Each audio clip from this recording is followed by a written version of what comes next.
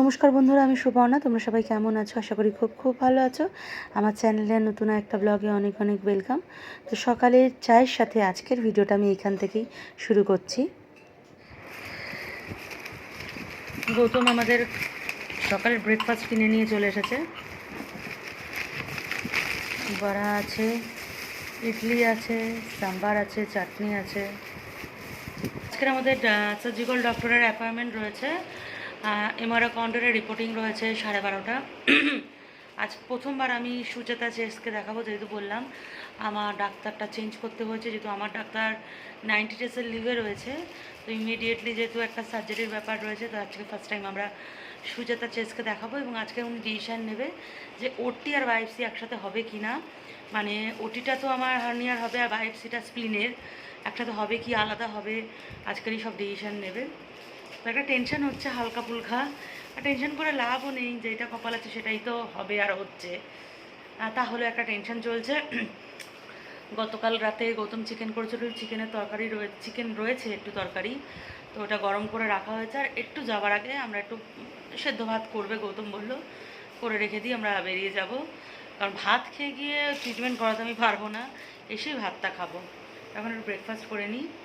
ছোটো বাটি এইখানে নেই, কিন্তু এবার চা খাওয়ার জন্য দুটো কাপ এনেছিলাম। ওই কাপে করেই আমি সাম্বারা চাটনিটা ঢেলে নিয়েছি।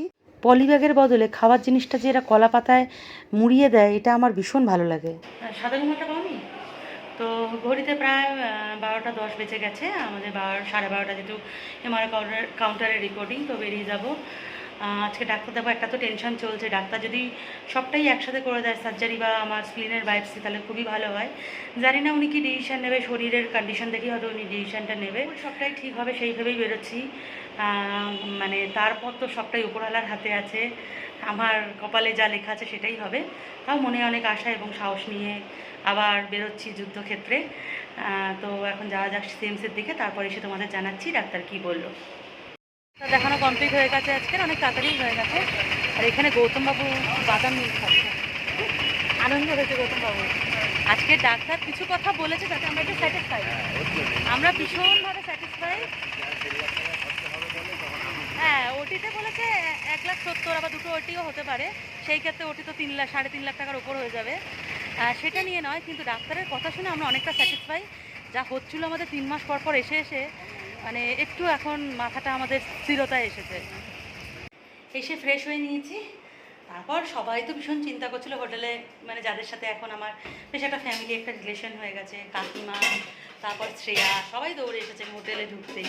ডাক্তার কি বললো সবাইকে বললাম। মেয়ের সাথে গৌতম একটু কথা বললো, বলার পর এখন খেতে বসবো। তো সকালবেলা সিদ্ধ ভাত করে গেছিলো গৌতম, আলু সিদ্ধ, কি উচ্ছে আর বেগুন না, সব সিদ্ধ দিয়ে দিয়েছে, যে কটা সবজি ছিল সিদ্ধ দিয়ে দিয়েছে। আর বললাম যে গতকালের চিকেনও রয়েছে, তো চিকেনটা আমরা সকালবেলা গরম করে রেখে গেছি, যেহেতু এখানে ফ্রিজ নেই। তো এখন ভাত খাবো। অলরেডি গৌতমের সেদ্ধ মাখা হয়ে গেছে, ওর খাওয়াও শুরু হয়ে গেছে। এবার খেয়ে নিই। আমার ভাত নিয়ে নিয়েছি, আর গৌতমবাবু এই নিচে বসেই খাচ্ছে এই মাংস তরকারি। না না তুমি না, আমি পরে নিচ্ছি, তুমি খেয়ে নাও। ঘড়িতে রাত 9:30 বাজে। আমরা ভুলেই গেছিলাম যে রাতে রান্না করতে হবে, আর আজকে কোনো সবজি টবজি নেই। আর বিকাল থেকে না পেটটা ব্যথা, যেহেতু ওরা পেট টিপে টিপে বারবার দেখেছে, পেটটা ব্যথা এতটাই যে আমি শুয়েই ছিলাম। কাকিমা তো বিকালবেলা কফি দিয়ে দিয়েছিলো আমাকে আর গৌতমকে। কফি খেয়ে নিয়ে তারপর কাকিমা আমার রুমে এসেছিলো, কাকিমার সাথেই কথা বলছিলাম। এই কথা বলতে বলতে যে এতটাই সময় চলে গেছে।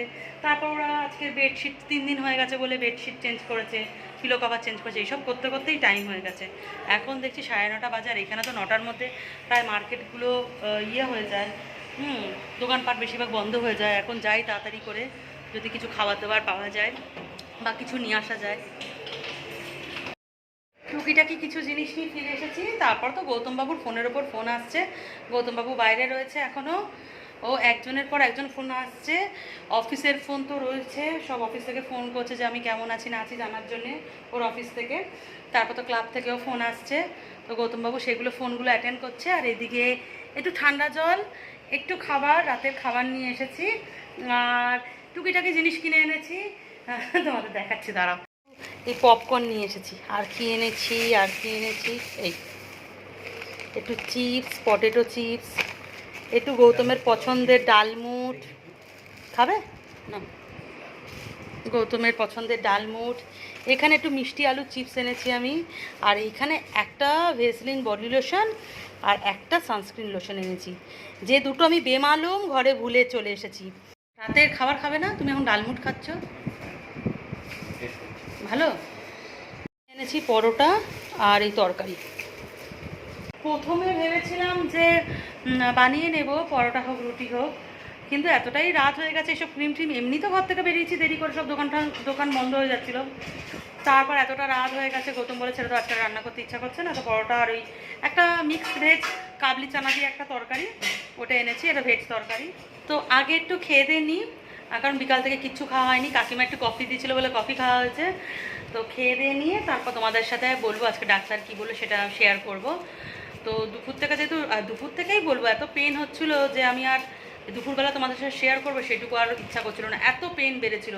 এখনও পেট ব্যথা হচ্ছে ঠিকই, কিন্তু মানে এইগুলো আমাকে আনতেই হতো। গৌতম তো এসব ক্রিম ট্রিম বোঝে না, তার জন্যে আমার যাওয়া। তো খেয়ে নি, গৌতমবাবু খাবার বাড়ছে, নাহলে আবার খাবারটা ঠান্ডা হয়ে যাবে। আসার সময় 4 টাকা দিয়ে একটা ঠান্ডা জলের বোতল এনেছি, মানে ঠান্ডা জলের বোতল মানে কি, ঠান্ডা জল ভরে এনেছি এই বোতলে 4 টাকা দিয়ে। এই রাতের খাবার পরোটাই, লাচ্ছা পরোটা, তার সাথে এই চানার তরকারি, এখানকার ফেমাস চানার তরকারি। এটা কিন্তু আমাদের মতো এখানেরকার তরকারির মতো নয়, এটা সাম্বারে চানা দিয়ে দিলে যেমন হয় সবজি আর চানা, সেরকম টেস্ট। রাতের খাওয়া দাওয়া কমপ্লিট, আবার একচোট গল্প করতে করতে, সবার সাথে গল্প করতে করতে অনেকটা সময় চলে গেল। এর সাথে ওর সাথে সবাই চলে যাবে, একমাত্র আমি আর গৌতম পড়ে থাকবো, শ্রেয়ারা চলে যাবে, কাকিমারা চলে যাবে, তখন আমি ভীষণ একা হয়ে যাবো। এরা আমাকে যেভাবে আগলে রেখেছে, কাকিমা বা শ্রেয়া বা শ্রেয়ার মা শ্যামশ্রী, মানে আমাকে ফিলই করতে দেয় না যে আমি আমার ফ্যামিলি ছাড়া রয়েছি, পুরো পরিবারের মতো। কাকিমা তো বিশেষ করে সকালে ঘুম থেকে ওঠা থেকে শুরু করে দেয় সেই সুপর্ণা কী করছো, সুপর্ণা কী খাচ্ছ, দুপুরবেলা, রাতে ঘুমাতে যাওয়ার আগে অবধি গুড নাইটটা বলে কাকিমা ঘুমাতে চায়। যাই হোক, এরম ভালোবাসা পাওয়াটাও সত্যি ভাগ্যের ব্যাপার। মাঝে মাঝে আমার সত্যি খুব ভালো লাগে যে মানুষ আমাকে এতটা ভালোবাসে, এটা ভেবে। যাই হোক, আমার বর এক্ষুনি বললো, মানে তোমাদের গৌতমদা বললো আমার জন্য নাকি ওকে শেষে সিএমসির গেটের কাছে ভিক্ষা করতে হবে। মানে এই ধরনের কথাবার্তা মেনে নেওয়া যায়? তো যাই হোক, বলতে দাও। তো যেটা দরকারি কথা, আজকের আমার যেহেতু ডাক্তার দেখানো ছিল, তো তোমাদের তো আগের দিন শেয়ার করেছি আমার সার্জিক্যাল ডক্টর ছিল টাইটাস ডিকে। তো উনি লিভে আছে বলে আমরা গত শুক্রবার আমরা সুজাতা চেসের অ্যাপয়েন্টমেন্ট নিয়েছি, এবং গত শনিবার সেই অ্যাপয়েন্টমেন্ট ডেট চেঞ্জ করে অনেকটা এগিয়ে নিয়েছি। আমরা অনেক দেরি করে অ্যাপয়েন্টমেন্ট পেয়েছিলাম 17 তারিখ, তো আজকে ছিল 7 তারিখ দেখাতে গেছিলাম। তো এতদিন আমি সার্জারি যে ডিপার্টমেন্টের ইউনিট 4, সেটার জন্যে আমি 3rd ফ্লোরেই ডাক্তার দেখাতে যেতাম। তো আজকে দেখলাম 3rd ফ্লোরে নয়, আমার এমআরও কাউন্টার ছিল ওপিডি বিল্ডিংয়ের 1st ফ্লোরে 101। আমি কিন্তু সার্জারি ডিপার্টমেন্টের 4 ইউনিটেরই ডাক্তার দেখিয়েছি, সুজাতা চেসকে। তো ওইখান থেকে আমাকে দেয়া হলো, ওই এমআরও কাউন্টারে রিপোর্টিং করলাম যেই 101-এ প্রাইভেট ক্লিনিকের জন্য, যেই রিপোর্টিং করার পর আমাকে রুম নাম্বার দেওয়া হলো PCF 101, রুম নাম্বার 8, সুজাতা চেস। তো PCF 101 কোথায় আমরা তো বুঝতেই পারছি না, ফার্স্ট টাইম যেহেতু, আমরা চারিদিকে খুঁজে বেড়াচ্ছি। তারপর দেখলাম PCF বলে অ্যারো দিয়ে একটা করে দেওয়া হয়েছে, বিল্ডিংয়ের একটা পার্টিকুলার এরিয়া, ওপিডি বিল্ডিংয়ের 1st ফ্লোরের একটা পার্টিকুলার এরিয়ায় রয়েছে PCF 101। এবার সেটা একদম মানে তার মধ্যে আমরা দেখলাম, দেখে এবং তার ভিতরে এন্ট্রি করলাম। এন্ট্রি করতেই দেখলাম সেখানে স্পেশালভাবে আরও কাউন্টার করা আছে, ক্যাশ কাউন্টার করা আছে। তার ভিতরে রয়েছে ছোটো ছোটো যে ক্লিনিকগুলো করা হয় ডাক্তারের, প্রত্যেকটা ক্লিনিক। এবং 101-এ সুজাতা চেসের যে রুম নাম্বার 8 ছিল, সেখানে গিয়ে আমরা ওয়েটিং করতে শুরু করলাম। তো ওয়েটিং করতে গিয়ে পাশে একজন ছিল, যেহেতু আমার কথা বলা স্বভাব, আমি পাশের জনকে জিজ্ঞাসা করলাম যে আপনি ফার্স্ট টাইম দেখাচ্ছেন? তো বলছে কি হ্যাঁ ফার্স্ট টাইম দেখাচ্ছি। হ্যাঁ हम पहले बार दिखा रहे हैं, হিন্দিতেই বলছিল। বাট সুজাতা চেস নেই হ্যাঁ, লিভ মে গয়া হ্যাঁ। ব্যাস শুনে আমার মাথায় হাত। টাইটাস ডিকেকে দেখাতে গিয়ে লিভে চলে গেছে 90 ডেজে, তার জন্য আমার ডাক্তার চেঞ্জ করে সুজাতা চেস করা হয়েছে। এখন জানতে পেরেছি, মানে আজকে সকালে সেই সময় আমি জানতে পারি যে সুজাতা চেসও লিভে গেছে, ওনার অ্যাসিস্ট্যান্ট আমাকে অ্যাসিস্ট করবে। আমি তো শুনে ওইখানে টেনশনে পড়ে গেলাম কী হবে না হবে। তো মেয়েটা আমাকে অ্যাসিওর করলো এখানে যে অ্যাসিস্ট্যান্ট ডাক্তাররাও ভালো, অনেক ডাক্তার বোর্ড মিটিং করে যখন ওটি হয় একসাথে 6-7টা ডাক্তার থাকে, চিন্তা করার কিছু নেই, ক্রিটিক্যাল কন্ডিশন থাকলে সুজাতা চেস ওটির দিন নিশ্চয়ই অপারেট করবে, এরকম করে আমাকে একটা বললো। বলার পর কিছুক্ষণের মধ্যে আমার নাম্বার ছিল 11, যেহেতু কিছুক্ষণের মধ্যে আমার নাম ডাকলো এবং মানে প্রত্যেকটা বড় ডাক্তার যারা প্রফেসর, এখানে প্রফেসর রয়েছেন যে ডাক্তারগুলো, তো তার সাথে কিন্তু সবসময় একজন মানে কি বলে ওটাকে, ওটা একজন অ্যাসিস্ট্যান্ট, ওটা তো ডাক্তারটা কে ছিল আমার অ্যাসিস্ট্যান্ট যদি বলি, ডাক্তারের অ্যাসিস্ট্যান্ট, আমার ওই ডাক্তারের অ্যাসিস্ট্যান্ট তো একজন করে মানে একজন করে স্টাফ থাকে। আমরা অ্যাসিস্ট্যান্ট বলাটা ভুল, কারণ ডাক্তারের মানে প্রফেসরের অ্যাসিস্ট্যান্ট প্রফেসরগুলোই তো আমাকে মানে সুজাতা যে প্রফেসর তার অ্যাসিস্ট্যান্ট প্রফেসরই আমাকে দেখছে, এবং তার যে ওইখানে স্টাফ থাকে একটা স্পেশাল মানে স্টাফ থাকে যে সমস্ত কিছু কম্পিউটারাইজ করে। তো সে ফার্স্টে বেরিয়ে সুপর্ণা সর্দার বলে ডাকলো এবং আমি যেতে আমাকে বললো ওটির ডেট কি আপনি পেয়ে গেছেন? বললাম না, আমার তো প্রবলেম চলছে, আমার ডাক্তার চেঞ্জ করতে হয়েছে, এতদিন তো ইনফেকশনের ডাক্তার দেখছিলো, তো এখন ওটি করতে বলেছে বলে আমরা ওটির ডেটটা নিতে এসেছি। তো বললো ওয়েট করো, পরে বলছি। তারপর কিছুক্ষণ ওয়েট করলাম, তারপর ডাক্তার ডাকলো, আমরা গেলাম এবং ডাক্তার যেটা বললো সিটি স্ক্যান রিপোর্ট দেখে যে ওটিটা করতে হবে, তো আপনারা কোন সময় ওটি করতে চাইছেন? তো আমরা বললাম যে আপনি যেভাবে দেবেন সেভাবে ওটি করে নেব। তো আমাদের একটা কথা বললো যেটা যে ওটির সাথে যে আমার স্প্লিনে বায়োপসিটা করতে বলেছিল, যে বায়োপসিটা হবে কি না সেটা কিন্তু সন্দেহ আছে, আমরা ওটি করার সময় বুঝতে পারবো যে বায়োপসি করতে পারবো কি না, সেই অনুযায়ী আপনাদের ইনফর্ম করে দেবো। হ্যাঁ, তো আমরা বললাম কি ঠিক আছে। তারপর আমি জিজ্ঞাসা করলাম যে আমার গাইনি একটা প্রবলেম, তারপর উনি নিজে বললেন আপনার একটা গাইনি প্রবলেম রয়েছে, সিস্ট রয়েছে, সেটা কি করবে না? আমার ডাক্তার তো বললো এখন সিস্ট অপারেট করবে না, আর ও করতে লাগবেও না, আমাকে বছরে একবার এসে ট্রিটমেন্ট করিয়ে যেতে হবে। তো বলছে না ওইভাবে হবে না, কারণ যখন ওটি করা হবে পেটে একটা মেশ বসানো হবে, সেই মেশটা বসিয়ে যাওয়ার পর, মেশ মানে একটা নেট বসিয়ে দেওয়ার পর আর অন্য কোনো ওটি করা যাবে না। সেই ক্ষেত্রে আমি যদি গাইনি ওটি করতে চাই তাহলে ওকে আগে ওটি করতে হবে, তারপর আমার হার্নিয়ার ওটি হবে। তারপরে উনি বললেন যে সিটি স্ক্যান রিপোর্টে নাকি হার্নিয়ার পজিশনটা ভালো করে বোঝা যাচ্ছিল না। তারপর উনি ফিজিক্যালি আমার হার্নিয়ার পজিশনটা দেখলেন, পেটে হাত দিয়ে দেখলেন, দেখে বললো যে ওটি তো করতেই হবে কম্পালসারি, হ্যাঁ ওটি ছাড়া গুজারা নেই, সেটা তো আমরাও জানি। বলে ওটি তো আমিও বললাম যে আমরা ওটি করতেই চাই। বললো কিন্তু তুমি ওটির জন্য 1-1.5 মাস ওয়েট করতে পারবে, এখনও যা মানে হার্নিয়া যা আছে 1-1.5 মাস ওয়েট করতে পারবে, আমরা করতে পারবো।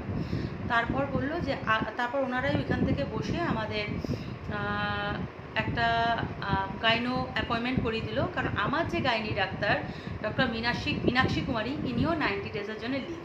মানে কপালটা ভাবো, যে ডাক্তার ধরছি সেই ডাক্তারই লিভে চলে যাচ্ছে 90 ডেজ, 1-2 দিন না, 90 ডেজের জন্য লিভ। তো আমি মীনাক্ষী কুমারী যে লিভে আছে আমি কিন্তু কলকাতা থেকেই জেনে গেছিলাম, আমাকে একটা ভাই কমেন্টস করেই সেটা আমাকে জানিয়ে দিয়েছিল যে মীনাক্ষী কুমারী কিন্তু দিদিভাই লিভে রয়েছে 90 ডেজের জন্য। তো যাই হোক, ওনারা ওইখানেই বসেই আমাকে পুষ্পলতা কুমারীকে অ্যাপয়েন্টমেন্ট করে দিলেন গাইনি, কালকে 4টে সেখানে আমাকে যেতে হবে। তো পুষ্পলতা কুমারী আমাকে সিটি স্ক্যান রিপোর্ট দেখে যদি কনফার্ম করে যে ওটি করতে হবে না তাহলে আমার হার্নিয়ার ওটিটা হয়ে যাবে। আর যদি পুষ্পলতা কুমারী কিছু গাইনি সমস্যা দেখেন সেই ক্ষেত্রে হয়তো ওটিটা আবার বেঁচেতে পারে। তো আমরা এখনও কিছু বলতে পারছি না কি করবে না করবে, কিন্তু ডাক্তার বললো যদি গাইনি কোনো প্রবলেম না থাকে তাহলে থার্সডে আবার সুজাতা চেস্টকে দেখাবো এবং ওই দিনকেই আমাদের অপারেশনের ডেট কনফার্ম হয়ে যাবে। মানে ওনারা বলেই দিয়েছেন যে আপনারা ঘর থেকে কিন্তু ভেবেচিন্তে আসবেন, কোন সময় অপারেশন করাবেন বা কী ভেবেচিন্তে আসবেন, আমরা একবারে অপারেশনের ডেট কনফার্ম করে দেবো। তো এইদিকে তোমাদের গৌতমদা বলছে যদি 1 সপ্তাহের মধ্যে ওটির ডেট দিয়ে দেয় তাহলে আমরা ওটি করেই বাড়ি ফিরবো, আর যদি ওটির ডেট ফেলতে দেরি হয় মানে টাইম লাগে থাকে তাহলে হয়তো আমাদের কলকাতায় ফিরে যেতে হবে, আবার ফিরে আসতে হবে।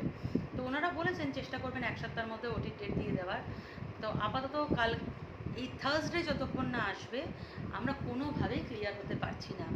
তো যেটুকু আজকের হয়েছে সেটুকুই তোমাদের সাথে শেয়ার করলাম, তাতে নিশ্চয়ই বুঝতে পারছো যে আমার কপালটার কী দশা। মানে আমি শুধু আশ্চর্য হয়ে যাচ্ছি, ডিকে তিতাস টাইটাস ডিকে, নাম ফামও ভুল বলছি, টাইটাস ডিকে 90 ডেজ লিভ, সুজাতা চেসকে অ্যাপয়েন্ট করলাম আমরা, সুজাতা চেস আজ থেকে লিভ। হয়ে গেল। এবার তোমরা ভাবো আমার মীনাক্ষী কুমারী গাইনি ডাক্তার, যে মেন জায়গায় আমার প্রবলেম, যেগুলো নিয়ে আমি সাফার করছি, তিনিও 90 ডেজ লিভ।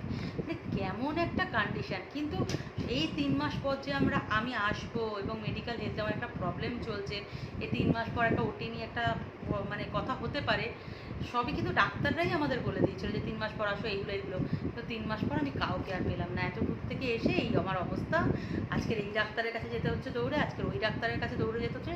সবই নতুন ডাক্তার, সবটাই নতুন করে আবার কি বলতে হবে, কি বলতে হচ্ছে। কিন্তু আজকের যে ডাক্তারটা দেখেছে, ডাক্তারের নামটা তো আমি জানি না, সুজাতা শেষের পরিবর্তে উনি অ্যাসিস্ট্যান্ট ছিলেন বলে উনি অ্যাসিস্ট করেছে আমাদের।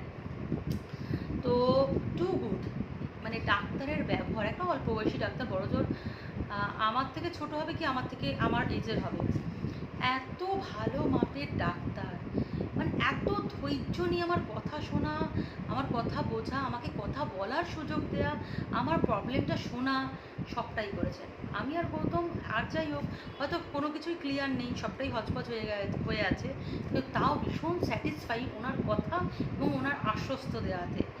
তো যাই হোক, এরম যদি ডাক্তার ব্যবহার হয় তাহলে কিন্তু পেশেন্ট অনেকটাই ভালো হয়ে যায়। আজকের মেন্টালি আমরা অনেকটাই ভালো আছি ডাক্তারের ব্যবহারের জন্যে। কেন কোথায় মনে হচ্ছে যেন সব ঠিক হয়ে যাবে এনার কথাবার্তা শুনে। তো চলো, আজকের ব্লগটা আমরা এখানে এন্ড করছি, আর বাড়াবো না, অনেকটাই বড় হয়ে গেল। তাহলে তোমরা সবাই ভালো থেকো, সুস্থ থেকো। আমার না কথাবার্তাও জড়িয়ে যাচ্ছে, সব রকম টেনশন মাথায় ঘুরছে, তো কিন্তু কী করবো, একটু ভিডিওতে না শেয়ার করলে তাও হয় না। তোমাদের অনেকেরই আমার প্রতি একটু ভালোবাসা আছে, অনেকেই জানতে চাও আমি কেমন আছি বা আমার হেলথ কন্ডিশন কেমন বা কী হচ্ছে, তার জন্যই ভিডিও করা। কিছু বা ভালোবাসার মানুষের জন্য আমার এইভাবে ক্যামেরার সামনে আসা, নাহলে সত্যি ইচ্ছা করে না। তোমরা হয়তো এতদিনে বুঝতেও পেরে গেছো আমি ইউটিউবে না ভিডিও পোস্ট করছি, না একটা শর্ট পোস্ট করছি। পুরো আমার ইউটিউব চ্যানেলের রিচ এতটাই ডাউন হয়ে গেছে, আমি বলে বোঝাতে পারবো না। জানি না এই রিচটা কীভাবে তুলবো। তো এখন ওইসব নিয়ে ভাবছি না, বেঁচে থাকলে ইউটিউব চলবে, আর যদি না থাকে আর ইউটিউব কী করে চালাবো। তো চলো ভাই, সবাই ভালো থেকো।